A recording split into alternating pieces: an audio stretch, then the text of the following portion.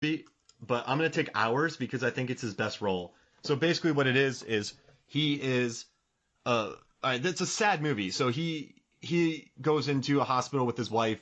She's giving birth, but then a massive hurricane hits that hit New Orleans, and all the power goes out, and she ends up passing away with the baby lives, and he has to stay in this crazy hospital keeping his baby awake on this generator so it can keep breathing while all these people are ransacking it and attacking it, and he has to like just keep his baby alive during this storm, locked in a hospital, trying to keep the kid alive. And the final scene, man, it got me all it got me all choked up. Like he does a really good job acting in it, so I'm gonna give him Hours on that. Nice. I think I'm gonna go with Into the Blue. I feel like that's a classic. That's a classic one for him. Jet ski action picture. Love jet skis. Josh Brolin.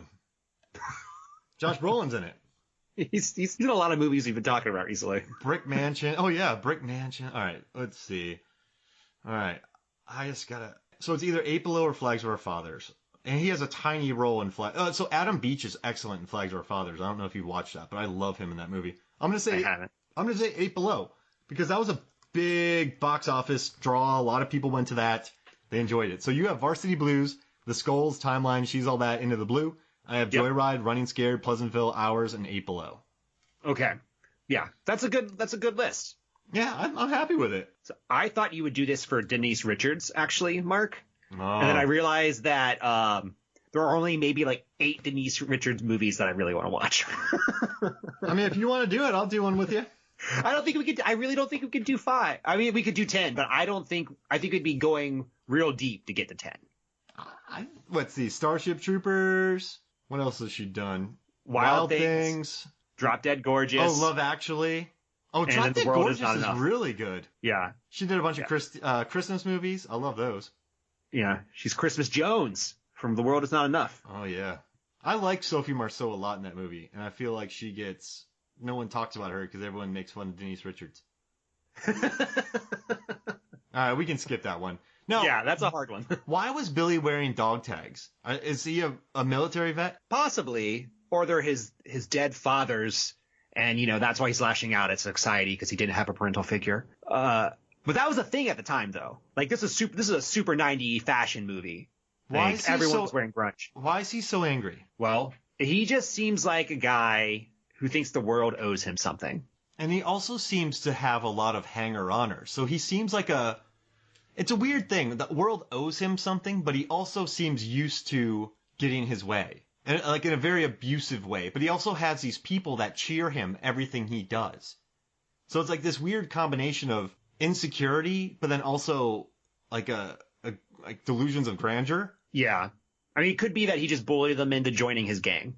But they love him. Like, I do love how Weasel's like, how far are we going? All the way. But like, you think his buddies will back away eventually, but they always just roll with him. And that one lady who gets her leg bit off in the convertible when Billy's asking her if he's good, which is a really funny scene.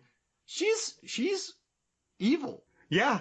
Yeah, she is. Speaking of kills, do you want to rank the kills? Yeah, let's do it. Okay. So do you know all the kills? So I do. I wrote them down. Okay. So I want to hear your ranking. Okay. Number 1, the muscle man getting smashed. That's your favorite? That's my favorite. It's ridiculous. He gets flat. Like, he becomes like a deflated balloon. Yeah. Followed by the roboticist getting his head bitten off and running around like a chicken without a head. Oh, he runs like 20 feet. Yeah. Weasel.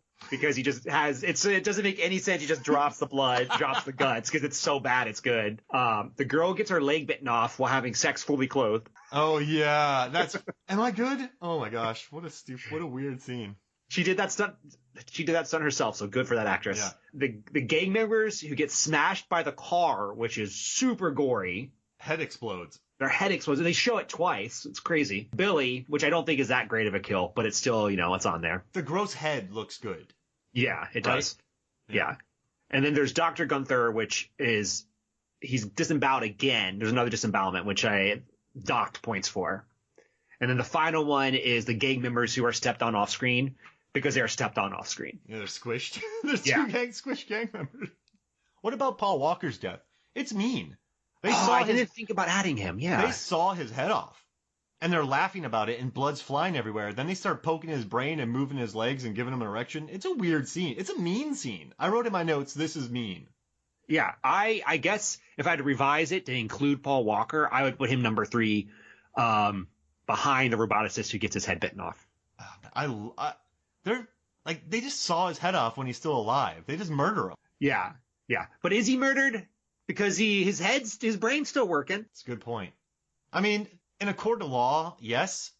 Like, it's like, do you know what I mean? Like, I do know what you mean. I do. No, I'm sorry. I was like in the mindset of a judge talking to a lawyer, where the lawyer's arguing, the judge is like, "Come on, man, come on, guy, come on, person." Like, you know what I meant. Oh, what is your rank? Okay, so the Smush is first for sure. Weasel is 2, just because the gag. Like, that's such a cheap, brilliant, beautiful gag. And then I gotta go with the lady's foot getting picked up, because that's just such a crazy scene.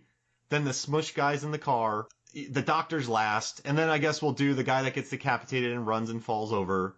Then Paul Walker, I guess. Is that it? And then Billy. Yeah, Billy. The only reason I like Billy is because of the way the head looks after it drops on the ground. And you're like, yeah, it's definitely not a watermelon. There's the nose. And then everyone starts laughing.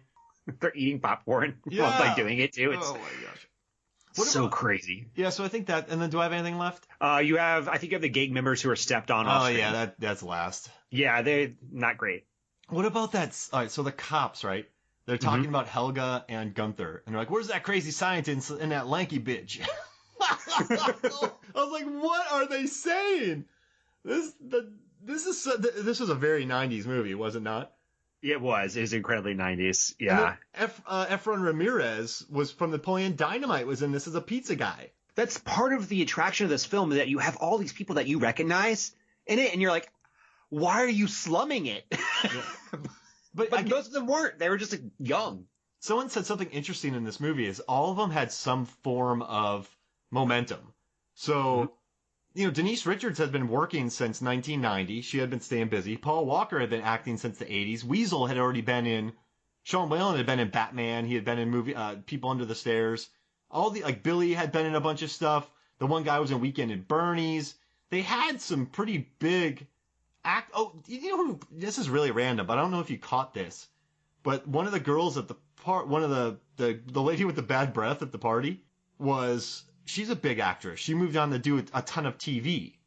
I don't know if you knew that. No, remember? I didn't. Yeah, when Byron said she had bad breath, let me find her name. Yeah, so Pippi, let me see her name. I'm gonna pull it up. I know I'm dragging it down here. But you guys, I think you might like this, because she moved on to Cold Case, I think the TV show is, and then Poppy Montgomery. So she was in Without a Trace from 2002 to 2009. Then she did a show called Unforgettable, where she was a star from 2011 to 2016. Now she did a show called Reef Break. So she's been crazy successful, and she popped up in this movie. So I don't know, man. This was a cast they put together. They put it together, a real cast. Oh, she was in Dead Man on Campus. I got some beers. Let's drink them. I don't know. I just thought that was kind of funny, seeing all these. I mean, when I first heard that there was a movie with Denise Richards and Paul Walker where he gets his brain inside of a T-Rex, I'm like, I have to watch this. I have to see this movie. Yeah, I think I sent you the YouTube link. Yep, you were the first person to tell me about it. Yeah. This movie was made for you. It was. And that's also why I'm struggling talking about it. Because I'm like, what do you want me to say? I love this movie? I do. I love this movie. Can I ask you a question? Yeah. Did you get a time machine, go back, and pose as a producer, steal some money like in Time Cop? You stole some gold from the Confederates during the Civil War. Then you went to 1993, and you called the director. And you were just this kind of shadow guy getting this movie made, right? But then you went back in time too quick, and you didn't realize that one of the other producers on it, who was kind of your puppet, cut it. What do you think? Made it from R to PG-13, and then so no one saw it. I would be so angry. And then your time machine stopped working, so you never heard about it. Oh, well, would I be stuck in the 90s? No, you get to go back, but you couldn't go back to fix the cut. Oh, I would be. It got very convoluted. It did. But here's the thing about the time machine, like if you go back to your original time, you have 30 years for it to get rediscovered again. Yeah, you're right. Yeah. But maybe you couldn't find it. Maybe it was in a salt mine in Transylvania and you couldn't find it. It's just gone. This movie that I spent my fake money on is just gone. Yeah. I'd be upset about it. I mean, you stole it. So, I mean, you're not too worried about it. You also funded Pulp Fiction, which makes you very happy. Oh, that's right. This movie came out the same year as Pulp Fiction came out. So think about that, everyone. What's better? I think from an artistic point of view, Pulp Fiction is significantly better. Which movie do I want to watch again? This movie. Which movie features the better dancing? Pulp Fiction or Tammy and the T-Rex? Why do you make me choose Tammy and the T-Rex? The opening dance montage? Oh my God. So on the documentary, one of the things that creeped me out a little bit is the director kept saying Denise Richards was very attractive. Yeah. And then in all his interviews, I read a lot of interviews for this, and he basically says the same thing in all of them. She's very attractive. And I was like, you're kind of creeping me out, dude. Now, do you think he meant it in a creepy, like, so I've listened to commentaries before with like, oh, she is so, like, really creepy. Do you think he was just stating a fact, or do you think he was going too creeper with it? I think he straddled the edge. A lot of it, I mean, he gives me the impression of sort of an almost sketchy dude. Yeah, you're right. Yeah. Like he's probably gonna do the right thing, but there's a chance he won't. I mean, he added that strip scene that she didn't want to do at the end. Yeah, and I read about how he was like, so we just took her to a Victoria's Secrets and let her pick out whatever she wanted so she would feel comfortable. And then, but like Sean Whalen also said something about it. Billy also said something about it. So yeah, I don't know. It's yeah, but yeah, you're right. It was creepy. There was a couple times I was like, all right, man, you made your point. The best part about it, the best like redeeming thing I could say is that he did say, he's like, what helped this movie was that all these people were attractive, including Paul Walker. He was like, they're all attractive, so that helped sell it. Yeah, he called Paul Walker beautiful. Yeah. So, I mean, I guess he was throwing around stuff for everybody, I guess. He was equal opportunity.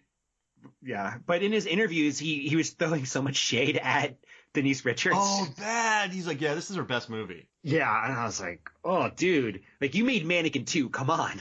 Now, she did show some range in this film. I know Verhoeven's Starship Troopers was a very stilted performance because that's what Verhoeven wanted.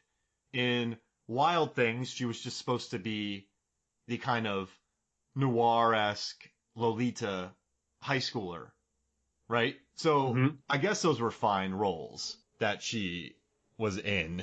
So I guess, but yeah, they asked for something not to show a lot of person. And then in World Is Not Enough, just they asked probably too much. Yeah. Yeah. I mean, I still think my favorite performance for her is Starship Troopers. Probably because I love that movie. But if you watch this, I would love to talk about that eventually if you ever want to. What was I going to say? The director, though, I don't know if you watched the latest movies he's made, but it kind of goes on a trend. He'll have like Survival Island with Kelly Brook and Billy Zane. She's in Piranha 3D. And then he has like another movie like Women Who Kill, but it's just a woman on a beach in a bikini killing people. So maybe he has always had that kind of stuff in him. A little bit of exploitative filmmaking. Yeah. I mean, I guess, but he's like, I was in the Bahamas making these movies. So I wonder if he just, I mean, I have a question. You can stay busy, right? But you get to make movies close to your house or in the Bahamas. So no one's ever going to look at your movies and say, this is art. They're just going to be like, I guess a job done. But you have a very comfortable life and you get to make these kind of films. Would you do it? Yes, I think I would. I mean, I would want to write them myself, you know. Yeah. I'm also into horror movies, so I could probably make some interesting horror movies. They won't be, you know, they're not going to be Psycho or Us, but I could make a slasher. I could write a slasher in 2 weeks. And then go to the Bahamas. And, so you could make I Still Know What You Did Last Summer. Yeah. Okay. That's a respectable film. It's not great. It's respectable. It's got Jack Black with dreadlocks. Yeah, it does. That they make fun of in Club Dread. Oh wow, yeah, I love Club Dread. That's one of my favorites. And I had one more thing. What was it? I forgot. I had a good one, but I can't remember what it was. But overall, man, what were your final thoughts about this movie? You really dig it? I do. I really dig it. I did find talking about it a little bit hard because the themes aren't clear, but it's a total midnight watch. Get a group of people together and do a viewing. I loved it. I loved it more than I thought I was going to. And I think this is going to supplant my favorite B movie. And my favorite B movie is Velocipaster. Oh. So you think nice. Is this okay? Are those different B movies or are they the same kind of B movies? I feel like they're I feel like they're the same kind of B movie because they both are super low